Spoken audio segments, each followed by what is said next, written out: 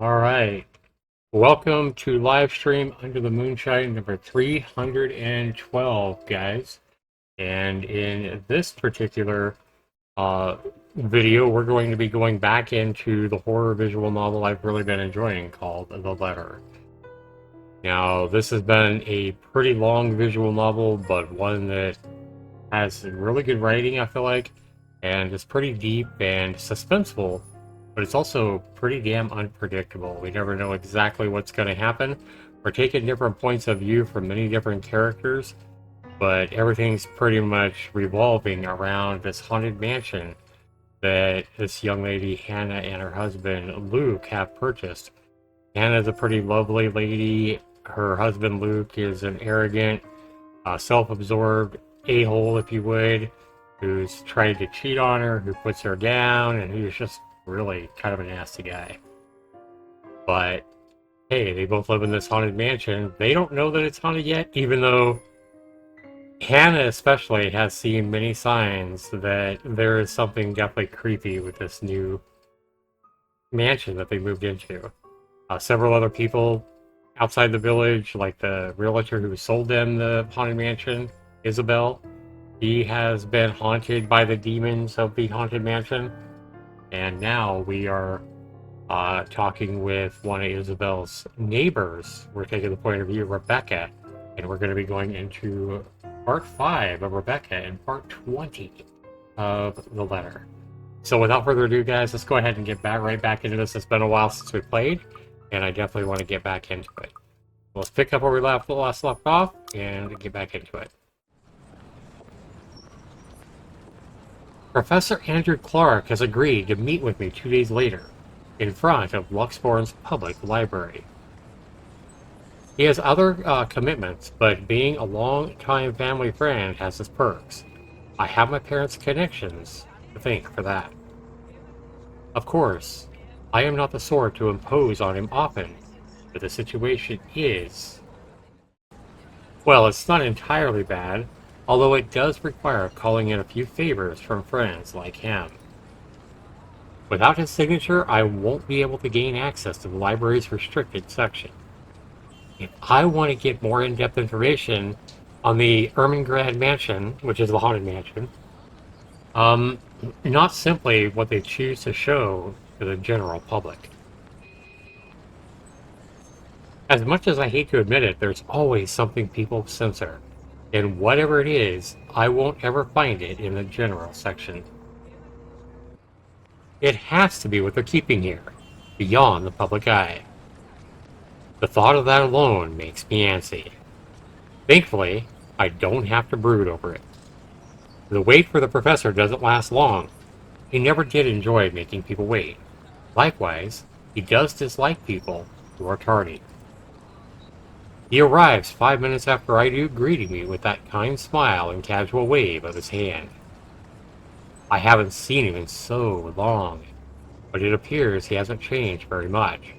His familiar presence alone is enough for a fond smile to spread across my face. Professor Andrew. Rebecca! Didn't I say long ago you can drop the professor? You know I can't possibly do that. Mhm. Even if I can, it feels disrespectful to call you by your name alone. Both you and Ashton never listen to this old man. Kids these days. All right, but just for today, since you're doing me a huge favor, Andrew. I guess you simply can't have it all, even at this old age.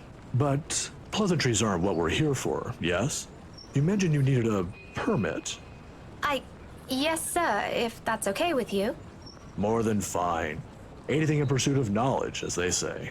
Mhm. He hands me the permit without any further prompting. And just like he promised, he's also written a recommendation after his signature. Well, that's pretty cool of him. This is more than enough to get me through, or to get me to those files. I mutter a small thanks before slipping it into my pocket. Although when I look back up, his brows are furrowed, the very face of curiosity. Not surprising, considering how vague I've been during our little talk over the phone. Right there and then, I've decided to tell him if he ever asks. Maybe not all of it, but stuff that he definitely needs to know. It's the least I can do to thank him. And as expected, true to his inquisitive nature, he asks. If you don't mind, though, I know you've always been an eager learner, but may I know what in the restricted section that piqued your curiosity? It's the God mansion, sir. He's quick to raise an eyebrow at that, and for a while I fear he'll take a slip of paper back.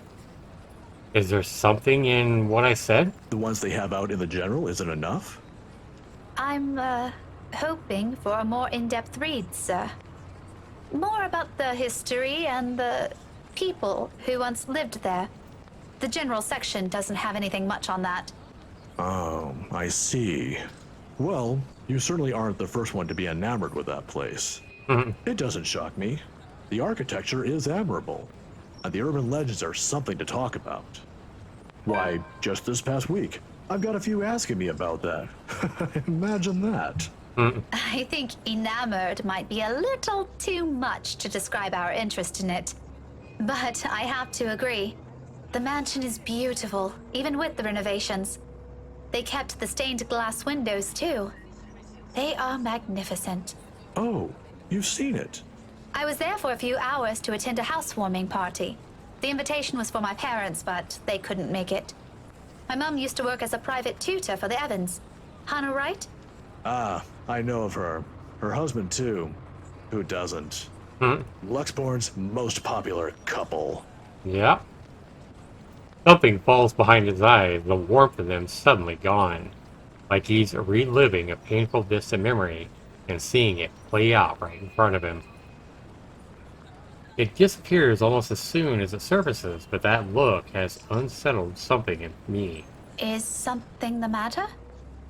Nothing much. But you know, you're already like a daughter to me.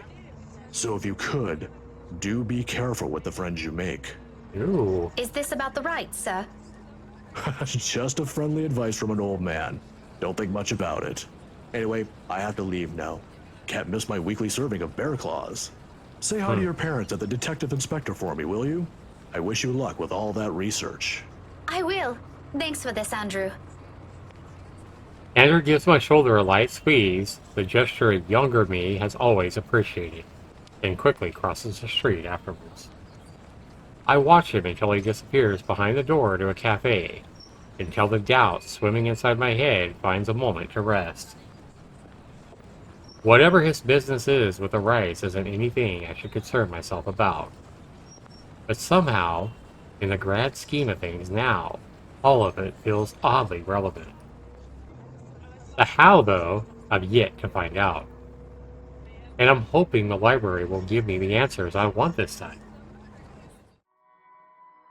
So we're Sunday morning. On a gloomy Sunday morning, the library is especially empty. Second floor in particular. I've always considered this place to be a sanctuary, a respite away from the hubbub of the city. As a child, I grew up reading books here, spending hours here to no end, poring over the pages, living out fantasies in my head until my parents called me to go home. And now, it feels nothing like that. The silence is smothering, suffocating. Even with how clean they've kept the microfiche room, how the entire small of it lacks a speck of dust or clutter, breathing is a struggle for air. Not far into my stay, I began to long for the noise outside, and perhaps as a way to calm down this unease, I start to hum a tune. Imagine that. Huh, that's kind of funny. Why, of all things, it has to be that silly nursery rhyme? I've not an inkling. It does do its job, however. It fills the lull with something far less awkward, far less deafening, and that is enough for a distraction. I have business here. No time for silly daydreams, only important work to attend to. Even if there's a possibility of it being fruitless, by some means it feels like I have to do it, if not for me, then for the people who have been affected by this, what do we even call this? That's a good question. A haunting? Maybe. A Halloween prank gone wrong? A curse? If Isabella were here, what would she say? Would she panic? Would she be angry I only listened to her now? It all seems from that one moment in the movie house, doesn't it? We could have avoided this had we only taken her warnings to heart. One stupid mistake is all it took to send all our normal lives into a downward spiral. Yeah. Frankly, I'm no longer sure if I'm angry at myself for it or at the universe for throwing us into this whole mess. But we can only make do with what little we have, and that's exactly what I'm doing. Going here might not be the right decision, but it's a start. A good start. It doesn't take much time for me to find what I need. A microfiche of old newspapers long kept in special storage cabinets at the far end of the restricted section. The year is 1620s and beyond, before the city of Luxborn even exists in the records, when the mansion has just been built, and Anselm is nothing more but a small sleepy hamlet near a river.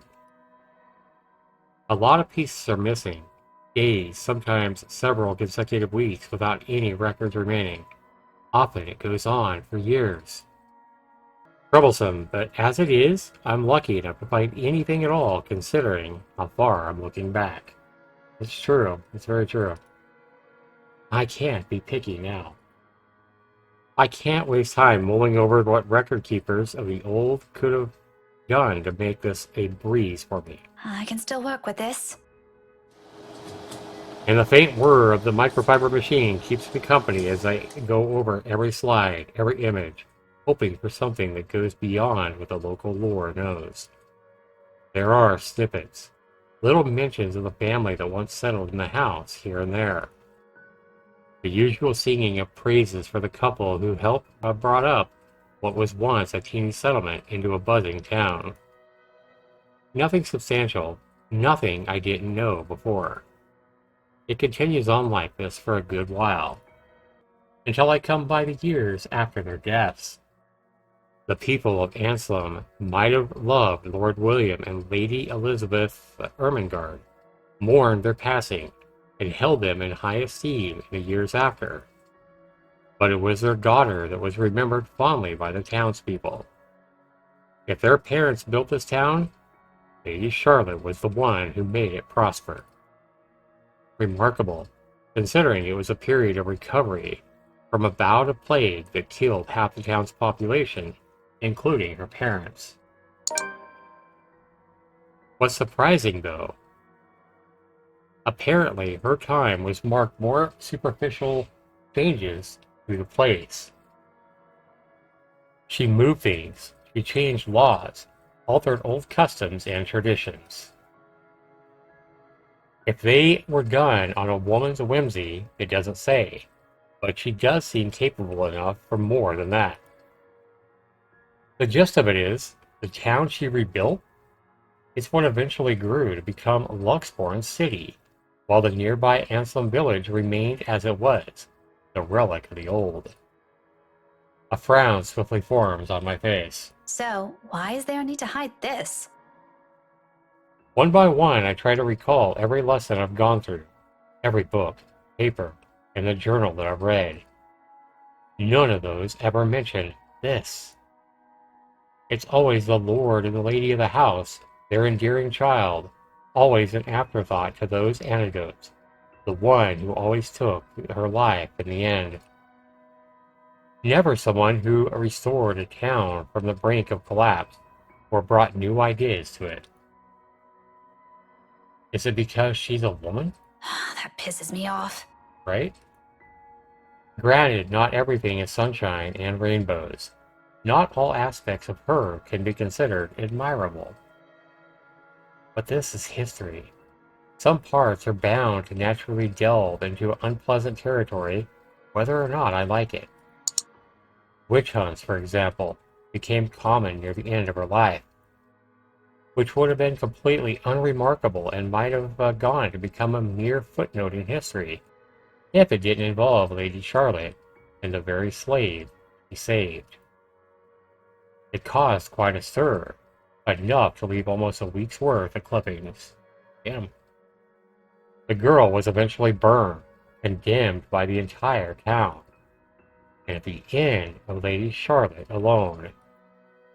But this doesn't really have anything to do with this curse, does it?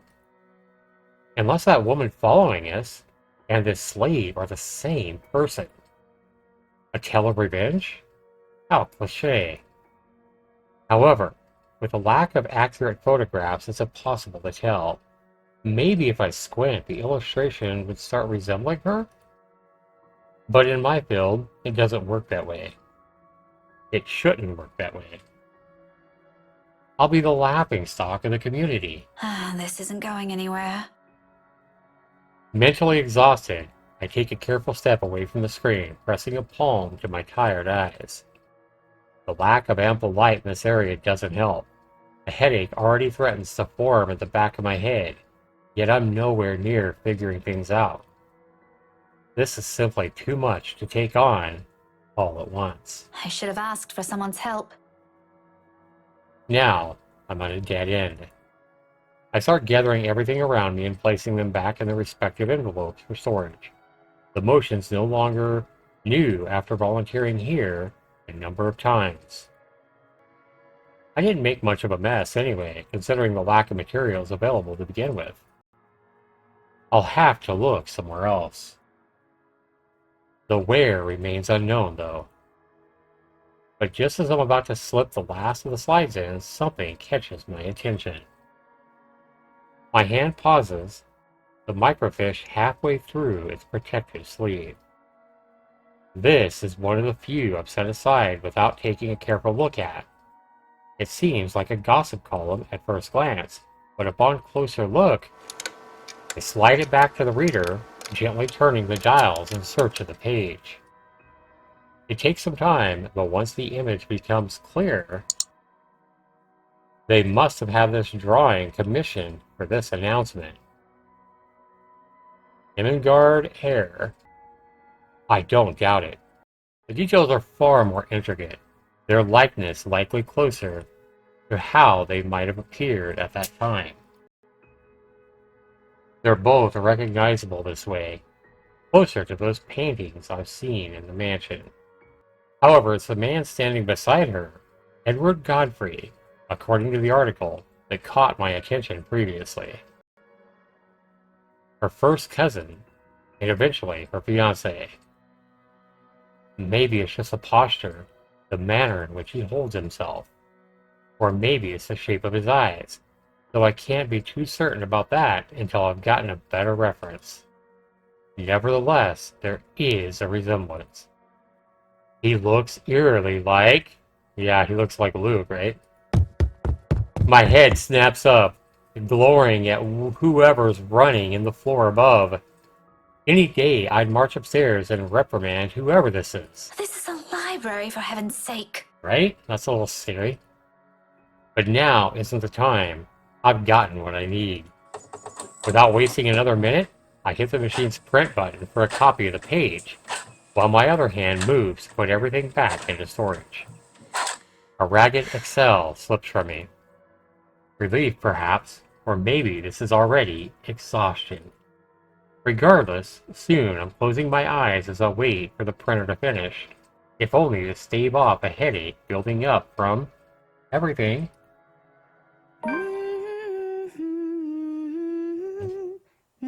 Sometime, I've even began humming the same song again, just for comfort. Despite my doubts about this, despite all the tension in my shoulders, this may be a small find, but at least I can start somewhere. We can start somewhere. There is a way out of this. I know it. The printer sputters to a halt. However, its sound isn't what makes me snap my eyes open. Oh boy. A filling, chilly brush of air behind my back. That's spooky. Listen to that humming. That is so creepy. The fog, the red lights. Oh man, that's so creepy. Brief enough for something sickening to suddenly lodge itself in my throat while I take in my surroundings. So she's gonna throw up. It's that suffocating sensation again, creeping into every part of me, crawling under my skin, draining me little by little of any strength. From that day in the mansion, from that brief moment at the school, and without delay, I grab the papers and make a quick beeline for the door. Oh god, my whole body freezes. Look how it's like up on the ceiling. Oh, we've never seen this thing crawling on the walls or crawling on the ceiling. That is so horrifying. Yeah, my body would freeze too. I think my body would shit myself as well. I'm just being honest. What are you doing, Miss Pink? What are you doing, Miss Pink? In a horrifying, sinister voice. I hold my breath, not daring to make any noise. And for a little while, only the sound of papers crumpling under my grasp fills the room. The excitement from earlier, gone instantly. Replaced by a cold, seeping dread spreading throughout my limbs. But more than the fear is the anger. It pains me to hear her using her own student's voice against me. And more than once I believed it was really her. She has no right. Why don't you play with me? Oh my god. Although she hasn't made a move, if there isn't a wall behind me, I'll probably take a step back. Anything to put a distance between us, no matter how small it is, as long as I'm out of her reach. Yeah, I wouldn't want to be in her reach either. But I steel myself. Because if I do fall back, turn away from her, I'll be left with no way out. I am not going to die here. You think you scare me? Miss Pink, don't be so rude. I'm waiting. Oh my god, this is horrifying. I'm not afraid of you, you spook. This is one Scotswoman. You aren't getting into an early grave without a fight. Come at me. Oh my. I expected she'll lunge and prove to me what a monster she is. Instead, all she gives me is a smile, twisted and gnarled. It's as if time has crawled to a stop at the sight of it. A split-second decision. And before I know it, my body shifts. Eyes closing in anticipation, hand grabbing whatever solid enough on a nearby table and hurling it at her. I don't bother looking if whatever I threw hit its mark. I run as fast as my legs can carry me, despite my heart threatening to burst out of my chest. But in this maze of bookshelves, with the whole place almost void of people, is there even a place safe enough that I can escape to? Do I head for the door or head upstairs? Wow, this sounds like... I mean, how am I supposed to know? I think the door is the obvious choice to get out, so I think I'm going to go not the obvious and hope it works. I think I'm going to go upstairs. There are people upstairs, aren't there? The weekend staff or some volunteers? There should be. Even if it's a Sunday and I'm only here on a special permit, there should be at least one other person manning this place. I heard them a while ago. Of course, I couldn't possibly tell them about this. They won't believe me in the same manner. We didn't buy Isabella's story until it was way too late. But I can easily come up with excuses. For now, what's important is I don't end up trapped and alone with her. Safety in numbers, as they say. There's no hesitation in my steps as I race upstairs, ears straining for any signs or sounds of the woman appearing, jumping at me again at any second. I can still hear her behind me, the grinding of bones, her whispers, and she keeps calling me back. Although it's at a distance, I don't slow my pace. Library rules be damned. Because no matter how much I pretend to be brave, the level-headed one or the tough one. This terrifies me. This scares me more than anything. This isn't how I plan to die. But when I get to the 3rd floor, oh boy, only silence welcomes me, and an emptiness that stretches out far too wide, spanning the entirety of the floor for it to be reassuring. And just behind me, somewhere at the foot of the stairs, panic rises up my throat. No other way now but up.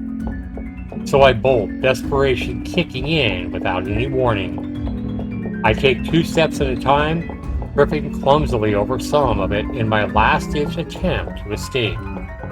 But I know, at the back of my mind, I know all of this is futile. With every footfall, with every ragged breath, with every pounding of my heart, it gets hammered to my mind. And it only becomes clearer to me once the door at the end opens, revealing the vast expanse of Luckthorn's early morning skyline, and with her treading at my heels, blocking my only way out. Oh my. Stay away from me! This is so good. This is crazy. A useless plea. Does she even understand a word I say? Can she even? Is she still human in the first place? Somehow, I doubt that. Because no human being will ever do this. Simply imagining what she's capable of doing to us. I never want to give her that chance. I'm telling you to back off! Her gait is slow as she walks forward, each stride accompanied by a sound of breaking bones, of blood oozing from wounds that never found healing. And with every inch she draws nearer, even as I pull away to take back what little distance I can between us, the smile on her merrily grows wider. A mocking gesture. For me, she may be less of a human now, but I'm pretty sure she's fully aware she's got me cornered. She wouldn't even bother making it here if she isn't. But I can't look away. I can't bring myself to, even as the heel of my shoe eventually hits the edge. End of the line. Perhaps. Alone. And this is how it ends, huh? Quietly and without fanfare. Surrounded not by a warm breeze, but by a chilly morning air. No soft footfalls on an empty hallway, but the din of the early morning traffic below. No warm afternoon light. Nothing but the cold, pungent smell of death, all underneath a dreary morning sky. How fitting. Yet, amidst all of it, there's a single voice I want to hear. If only for one last time. Oh, this is sad, man. She's calling Ash.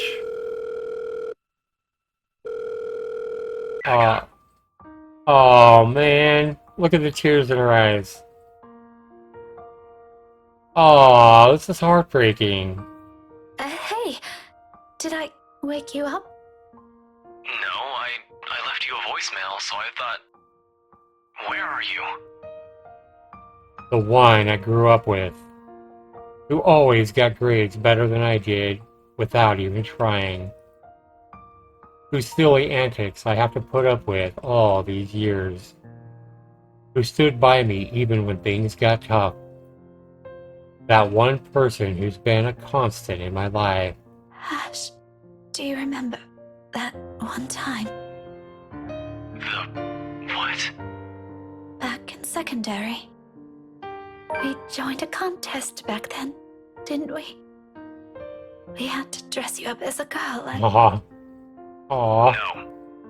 What? You looked really pretty. I think I still have that picture somewhere. Wow. Burn it. We're not talking about that again. You promised. If only he knew that she thought this was her last moments before death. If only you knew, man. I think you will soon. Nothing. Just, This is so sad. it's just the first thing I remembered. So weird. Despite everything, my lips curl up into a smile. Faint. A sad little thing on its own, given the situation here. Because even at the very end, I know that I have this. The casual talk, the friendly banter, talking like we always would as children. If only I hadn't been too selfish. If only I hadn't given. If only I haven't taken all of this for granted in favor of my own feelings. Then perhaps I won't be regretting anything right now. You're being weird today, Becca. Whatever. Listen, I need you to go home right away. I'm at Salem Well right now and... I wish time would simply stop for us. There are still a lot of things I want to say. Things I have never bothered saying out loud. Things I should have said a long time ago to someone who has always been by my side. But in this moment, there's only one. Thanks, Ash. Achievement unlocked. One thing's constant. Man, this is heartbreaking. Hold on, did I do something? For everything. Thanks, Ash, for everything. Rebecca, what? I'm so glad to have known you. He's so confused, and she's crying her heart out saying goodbye, and he has no idea. I think that's what's heartbreaking about this. Wait, what are you? Now he's starting to be like, what's going on? God damn it, Rebecca, where are you? A soft click. And I'm closing my eyes. That music. There is a rush of air. The sound of the world dimming all around me. Like a song coming to an inevitable end. London Bridge is falling down, falling down, falling down. London Bridge is falling down, my fair lady. Damn.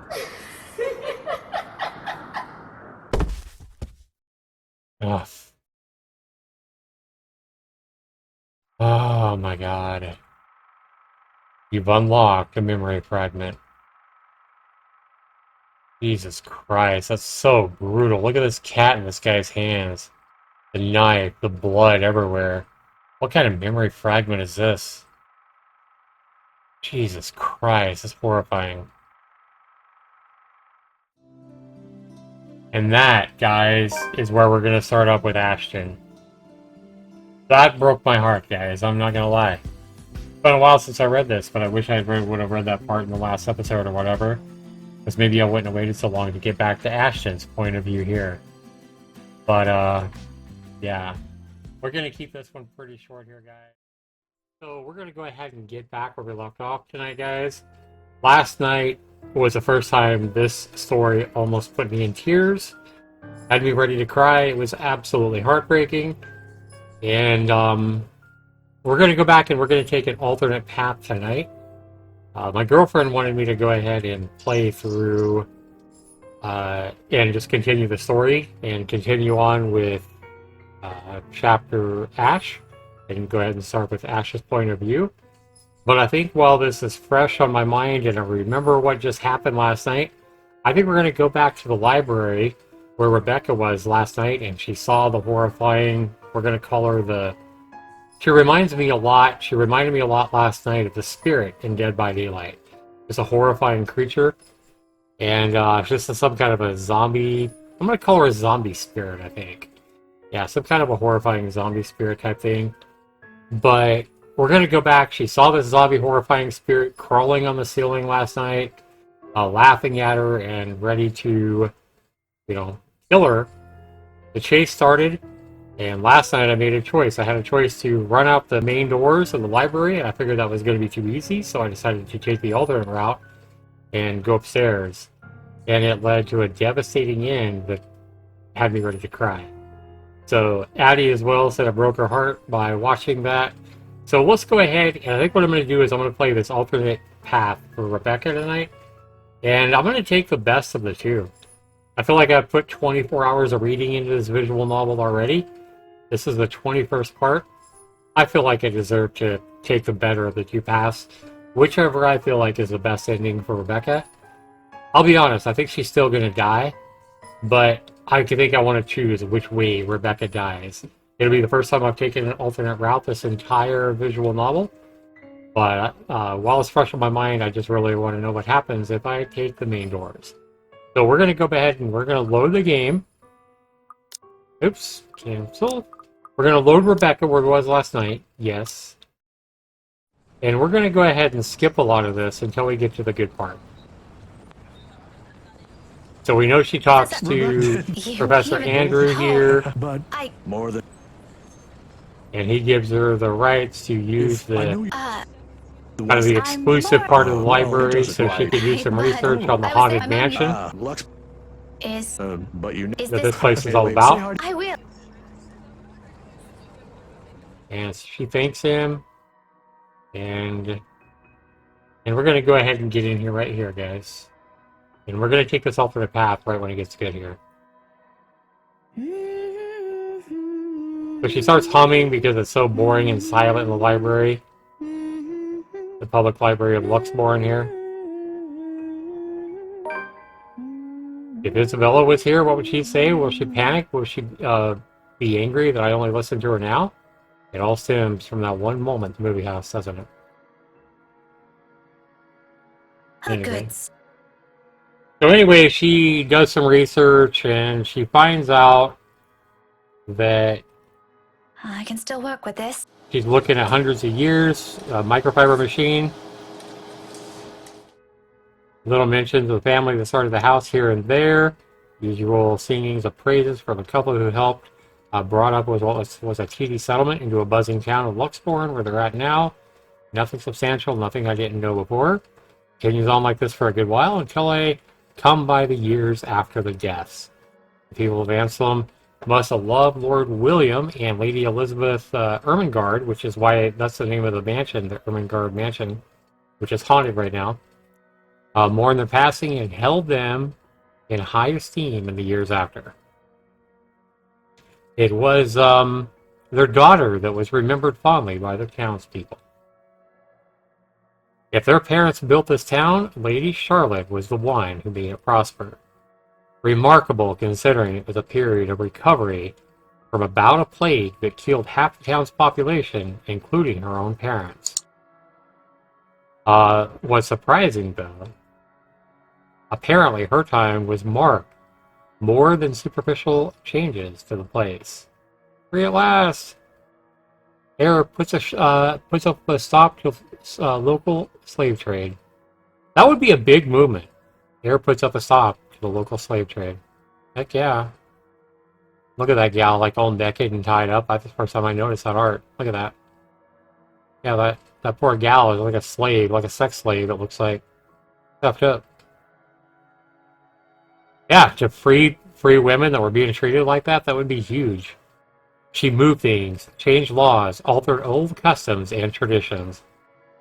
If they were done on a woman's whimsy, it doesn't say, but she seems capable enough to for far more than that. The gist of it is, the town she rebuilt is what eventually grew to become Luxembourg City, where the nearby Anselm village remained as it was, a relic of the old.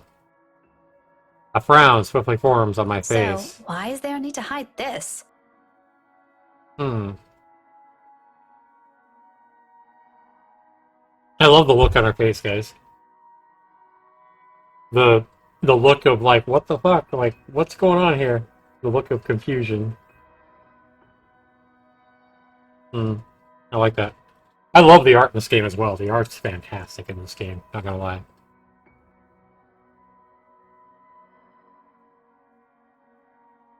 One by one, I try to recall every lesson I've gone through, every book, paper, and journal that I've read. None of those ever mention this. It's always the Lord and the Lady of the house, their endearing child, always an afterthought to those antidotes. The one who always took her life in the end. I wonder if that's some foreshadowing. Never someone who restored a town from the brink of collapse or brought new ideas to it. Is this because she's a woman? That pisses me off. Yeah, I can see why. Granted, not everything is sunshine and rainbows. Not all aspects of her can be considered admirable. But this is history. Some parts are bound to naturally delve into an unpleasant territory whether or not I like it.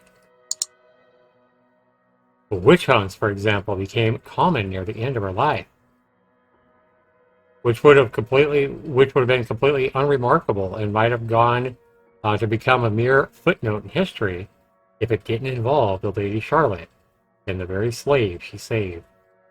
Yeah, that's really cool. That caused quite a stir. Enough to leave almost a week's worth of clippings. So she has a week's worth of clippings here, all about the Luxborn witch burns. Wow. The girl was eventually burned, condemned by an entire town. You know, I was reading this last night, and I really wasn't thinking about this as much. But she's looking at history. She's looking at history of this witch that was burned from like hundreds of years ago in the city. And the lady, whatever her name was, the lady here, was taking big stands and making big movements and burning a witch. Damn.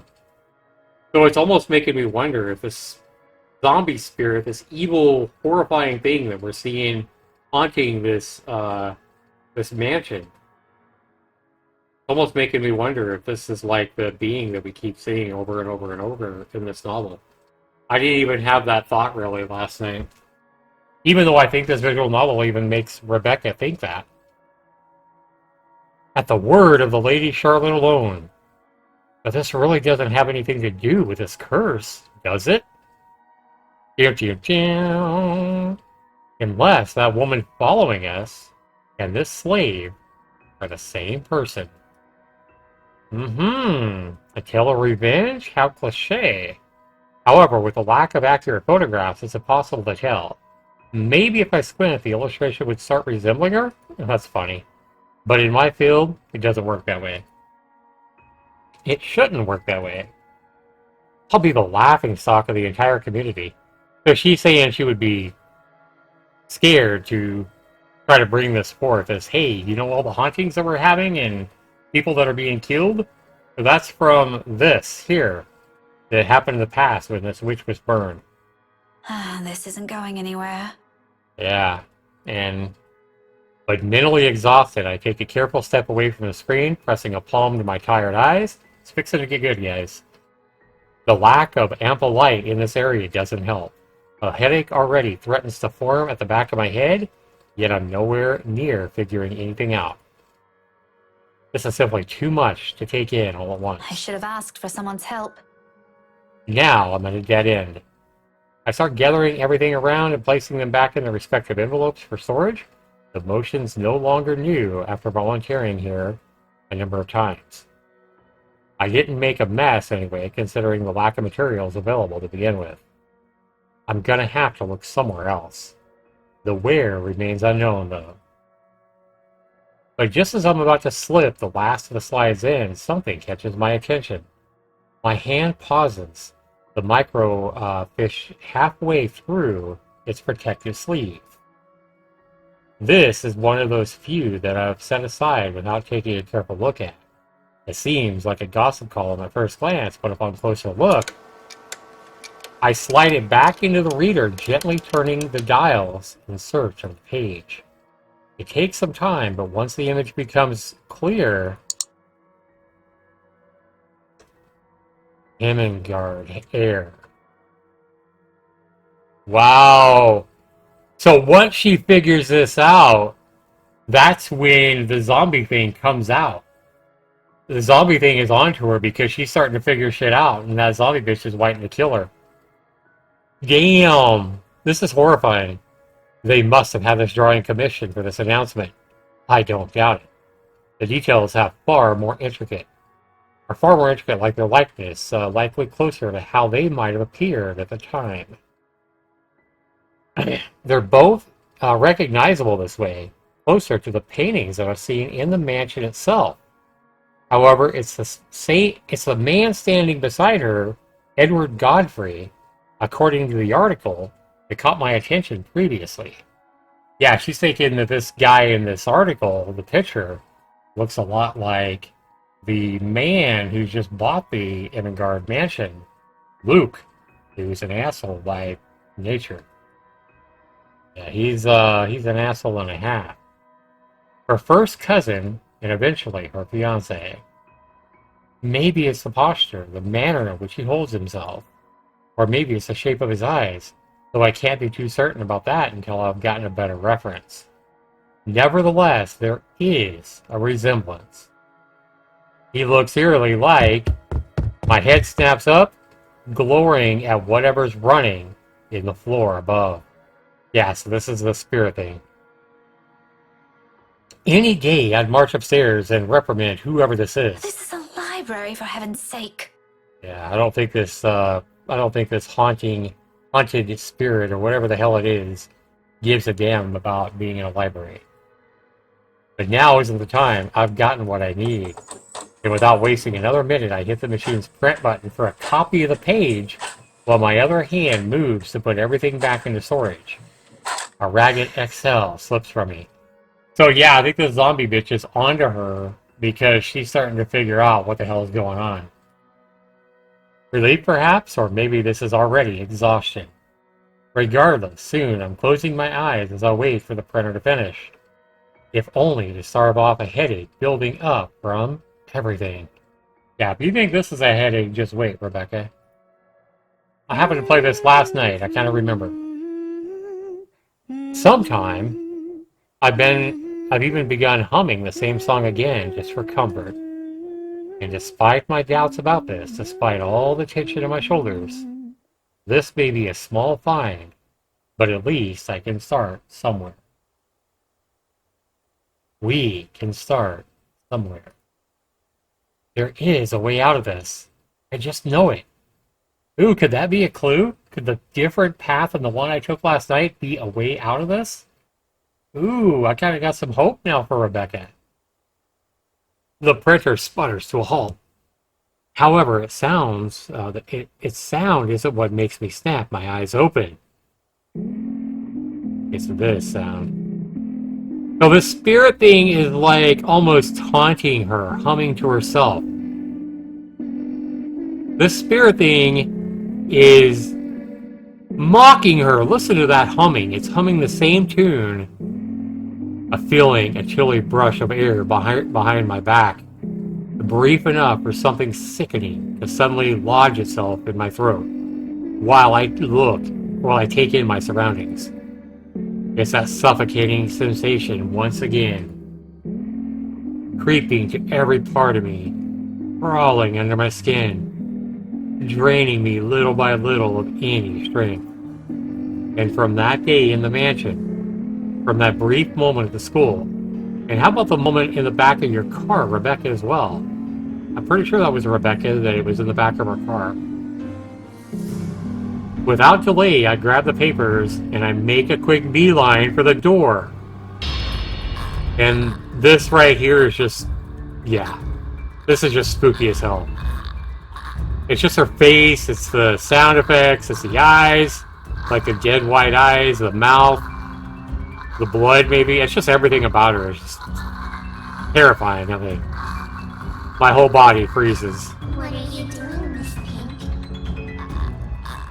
I hold my breath, not daring to make any noise. And for a little while, only the sound of the papers crumpling under my grasp fills the room. The excitement from earlier is gone instantly, replaced by a cold, seeping dread spreading throughout my limbs. But more than the fear is the anger. It pains me to hear her using her own student's voice against her. More than once I believed it was really her. She has no right to use one of her students' own voices. Yeah, that is messed up. Could be using... I mean, she used your own hum against you right there to taunt you. And she's also using one of the children, you know, a voice to... as her own voice in a haunting manner. She has no right. Why don't you play with me? That is messed up. Although she hasn't made a move, if there isn't a wall behind me, I'll probably take a step back. Anything to put a distance between us, no matter how small, as long as I'm out of her reach. But I steel myself, because if I do fall back, turn away from her, I'll be left with no way out. I am not gonna die here. You think you scared me? Trying to play tough. Miss Pink, don't be so rude. I'm waiting. I'm not afraid of you, you spook. This is one Scotswoman. You aren't getting into an early grave without a fight. Come at me. I expected that she'll lunge, prove to me what a monster she is. Instead, all she does is give me a smile, twisted and gnarled. Look at that face, man. It's as if time has crawled to a stop at the sight of it. A split-second decision. And before I know it, my body shifts. Eyes closing in anticipation, hands grabbing whatever's solid enough on the nearby table, and I hurl it at her. So she hit her because it squelched. I don't bother looking to see if it hit its mark. I simply run as fast as my legs can carry me. And despite my heart threatening to burst out of my chest, but in this maze of bookshelves, with the whole place almost void of people, is there even a place safe enough that I can escape to? So if you guys were here, if you guys have already watched part 20 of this visual novel, my last live stream of the Moonshine, number 212, you know what happens when I choose to head upstairs. So I'm going to make the more what I think would be obvious choice, or the more like direct choice, to just head for the door. And we're going to see if that changes the outcome at all. And if so, how it changes the outcome. Give me just a moment, guys. Alright.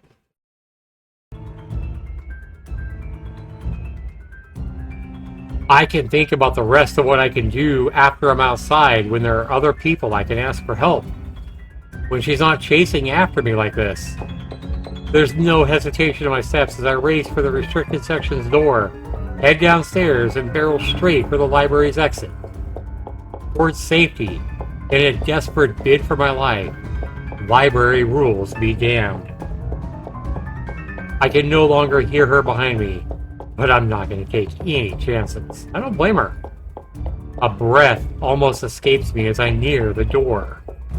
A little more.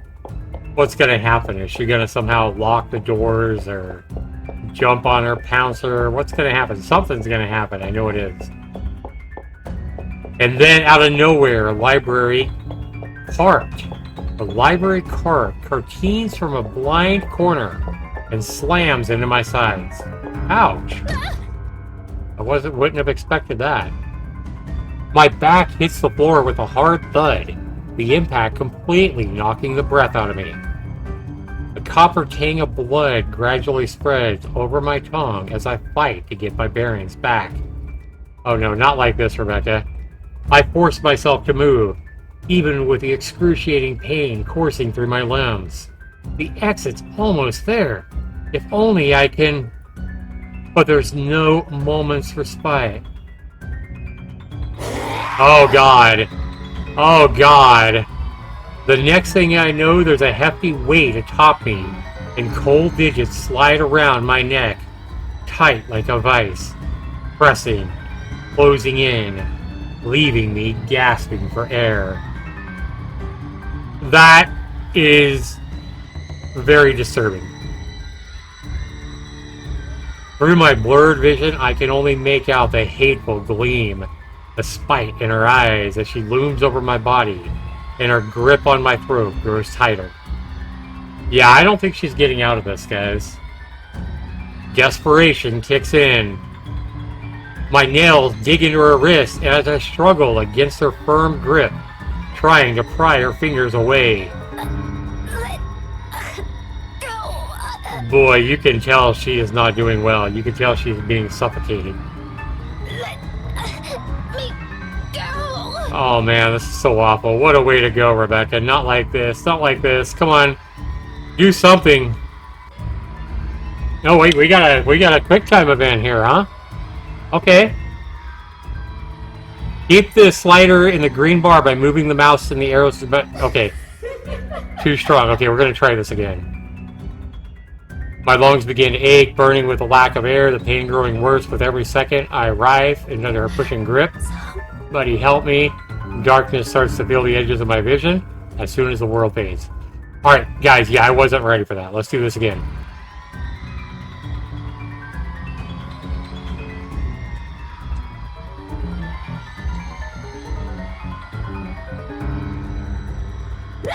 There we go. I don't think twice. My limbs are moving on their own before I could fully register in my brain and my lungs could recover. Behind me, she lets out a cry, sharp, loud, and thunderous against the empty walls of the library. But the fear her wails bring compares nothing to the relief washing over me when I finally make it outside. Yay, Rebecca, we escaped! I wasn't expecting that. I didn't think we'd have any chance of escaping there. My knees buckle as soon as my feet hit the pavement, its surface cold against the heart, and hard against my skin. I've only been out here a few hours, maybe one or two probably. I've only been in there a few hours. I don't know anymore. It feels like an eternity all the same. Yeah, she's breathing really hard, as would anybody, I think. My breathing hasn't slowed down yet, and I don't expect it to after going through that. I probably look like the most undignified creature on a Sunday morning right now. All out of breath, disheveled, slumbered here in a bloodied lip and all. But at present, I simply can't bring myself to care. Even when a few passers-by start giving me strange looks, stare at me all you want. I don't give a single shit. I'm alive. I'm safe. This isn't the end yet, but at least for now, I'm safe. And inside my bag is something that could get us out of this whole mess. Nothing definite yet. I don't want to get my hopes up, but it's still something. If Isabella is here, I'm sure she'd feel the same. You'll even be the first one who will put her faith on it. Whoever or wherever this will lead us to a victory on its own. Now, all that's left is to find the others, the rest of us trapped in this bloody freaking nightmare. Right on cue, as if in answer to my previous thought, my mobile phone lets out a beep. I pick it up, simply hoping it'll be one of them. Only, it's a voicemail that greets me.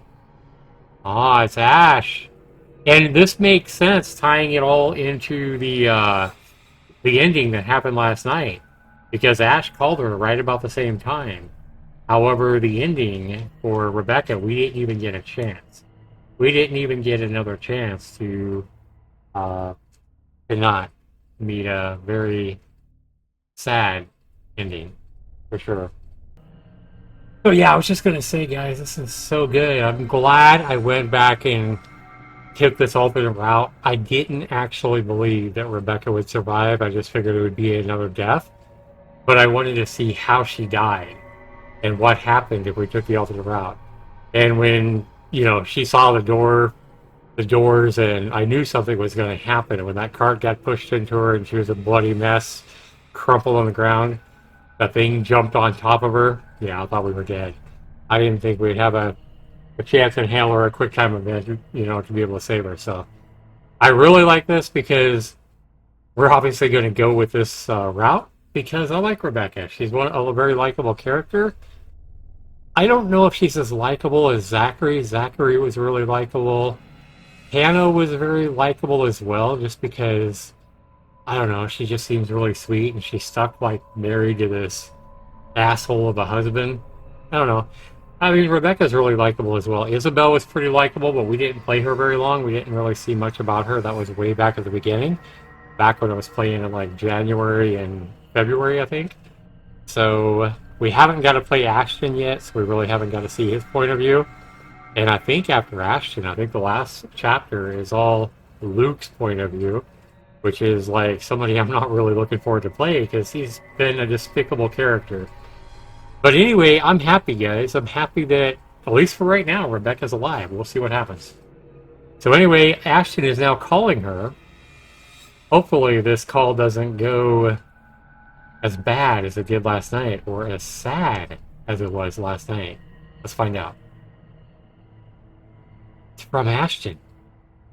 There's a pang of disappointment, of course, but it brings some reassurance that nothing's happened to at least one of them. And actually, guys, I have to go back for just a second. Last night in the ending, it wasn't Ashton that called Rebecca. It was Rebecca calling Ashton right about this time. Yeah, it was a little bit different. It wasn't Ashton calling her. All right. Hey, Becca, call me back when you're free. We need to talk. ASAP. He ends it right there. The message less than a minute long, hurt, and gives nothing away. I let it ease my worries regardless, and do as he asks. Because this too, it's another triumph for us. It's one less thing for us to worry about. Journal updated, huh? Okay.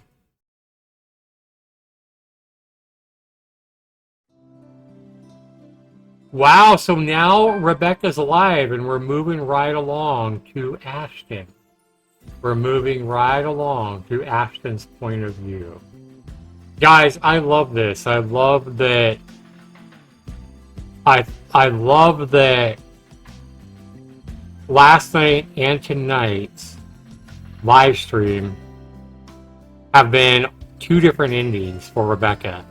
And I think what I'm going to do is I think I'm going to edit the video that I put up on my YouTube channel last night from what happened last night. I think I'm going to put both last night's and tonight's into one video on my YouTube channel, so they're just about an hour long instead of being 30 minutes long, and it'll have both paths for Rebecca, and we're going to hang on to this path for sure. And we're going to go ahead and move right into the point of view from Ashton. So I do want to go and thank you guys for being here. We will be back with Ashton's point of view, and we'll be doing that real soon, right here with Zaxxer99. See you guys soon. Have a good one, everybody. Peace.